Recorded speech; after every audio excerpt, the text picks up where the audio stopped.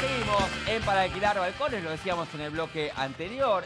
Hay un estudio de científicos de Harvard que da cuenta de qué pasa con el cerebro a partir del olvido. Cómo funciona el olvido en el cerebro, según expertos de Harvard. Atención, porque en una nueva investigación publicada en Science Advance, académicos de la universidad descubrieron que olvidar no revierte los cambios en el cerebro que resultan del aprendizaje, como sugiere alguna teoría. Y atención, por eso mismo, ya mismo tenemos comunicación con la doctora Noelia Weisstaub, vicedirectora de investigación de Fundación INECO, investigadora del CONICET, para que nos ilustre en la materia.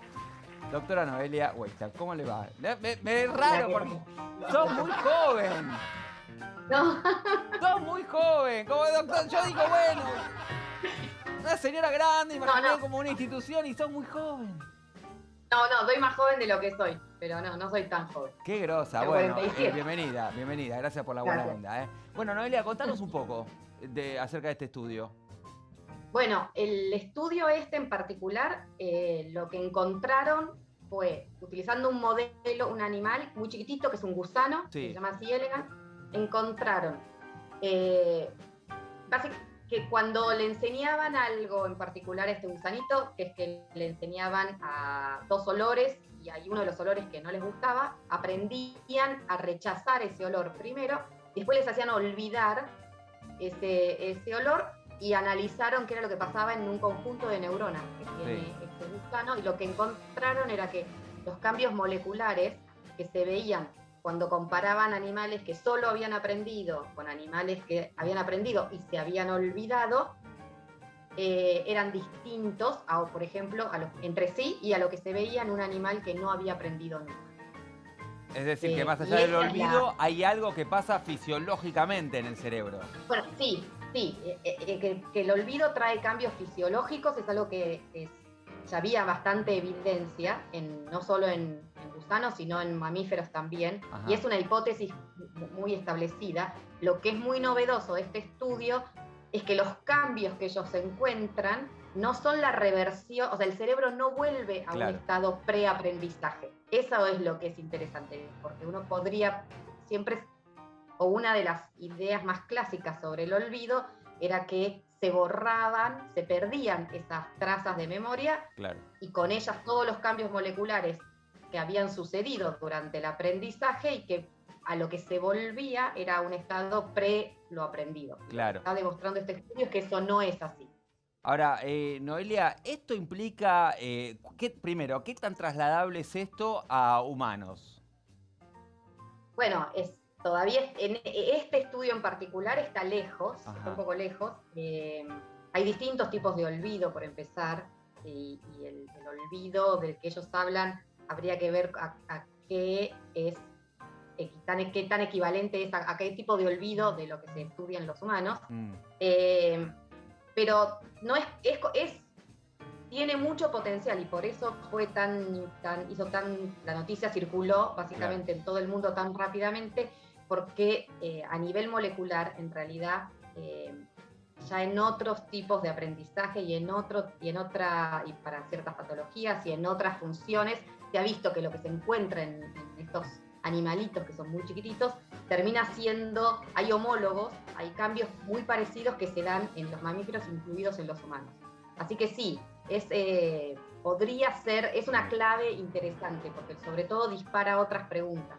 Lo que pasa es que hoy por hoy en humanos o en animales, en mamíferos, sería más difícil de hacer, porque una de las ventajas que tiene este animal es que tiene muy pocas células, o sea, es un animal muy chiquitito, tiene muy pocas neuronas. Ajá. Se conocen todas las neuronas que tiene. Mira. Están numeradas, hay un mapa que se identificaron cada una de ellas, y entonces en este estudio las manipulan de una manera muy interesante. Claro. Y eso es algo que todavía en animales más complejos no tenemos. Claro, de hecho, ¿cuánto se sabe del cerebro, digamos, no? Que es un órgano muy estudiado, pero entiendo que yo, no siendo obviamente especialista en la materia, sé que todavía hay mucho misterio en torno, ¿no? al cerebro. Sí.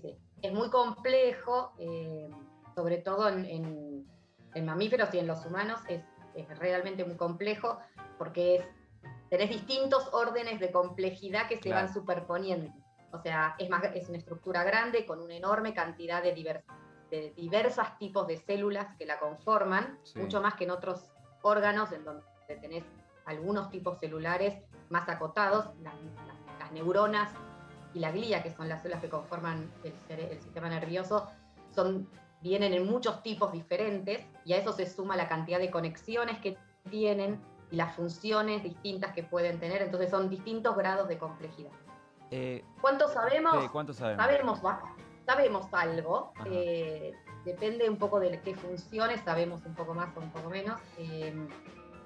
Se ha mejorado, o sea, se está avanzando en los últimos 20 años o 30 años bastante más, porque aparecieron técnicas, porque una de las limitaciones, o sea, básicamente hay limitaciones técnicas para estudiar el cerebro, muy grandes, y esas limitaciones en los últimos años han aparecido nuevas herramientas que ha permitido avanzar de una manera bastante importante en nuestro conocimiento. Igual,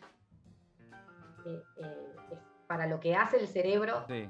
para todas las funciones que cumple y todas las cosas de las cuales depende, y aquellas grandes preguntas que queremos saber, que es la conciencia, Claro. qué pasa con la memoria, qué somos, por qué nos percibimos como personas, bueno, Sí. todas esas grandes preguntas todavía... Y si tuvieras que ponerle un porcentaje a lo que sabemos, digo, del 100% o de... y depende mucho de qué variables estemos hablando. De funciones más sensoriales, Sí. de cómo percibimos, Sí. de ahí sabemos un poco más. Yo diría que entendemos bastante cómo el cerebro procesa la información que viene del medio externo. Ok. Para algunos sentidos, bastante más que para otros. Ya cuando hablamos lo llaman funciones superiores, o sea, cómo pensamos, recordamos, todo esto que estábamos diciendo de por qué nos entendemos como una persona. Bueno, eso nos falta todavía bastante más, es la memoria, toma de decisiones, todo eso falta. ¿Y sabemos por qué hay personas que tienen más memoria que otra, por ejemplo? Yo te digo, pues estoy jugando mucho al memotest con mi hijo. Me liquida. Yo tengo la teoría, no sé, vos me dirás si efectivamente es así, que claro, el pibito tiene 7 años, está como fresco. El tipo hasta que va a buscar la información, hasta que se acuerda dónde está el elefante, el otro me olvidé. Te juro que no retengo. Bueno, hay me mucho siento de eso, mal.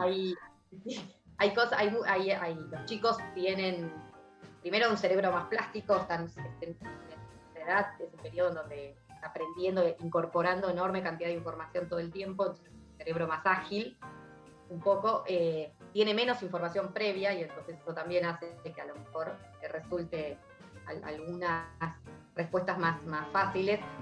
Supongo que también tiene que ver con que uno en general tiene, aún cuando estés jugando y concentrado, tenés otras cosas en la cabeza y... Hay un par de cositas que nos preocupan a los adultos por esta que nos van preocupando, en la Argentina, y entonces nos quitan atención sobre lo que estamos haciendo. Sí, la atención juega un rol muy importante en la mente.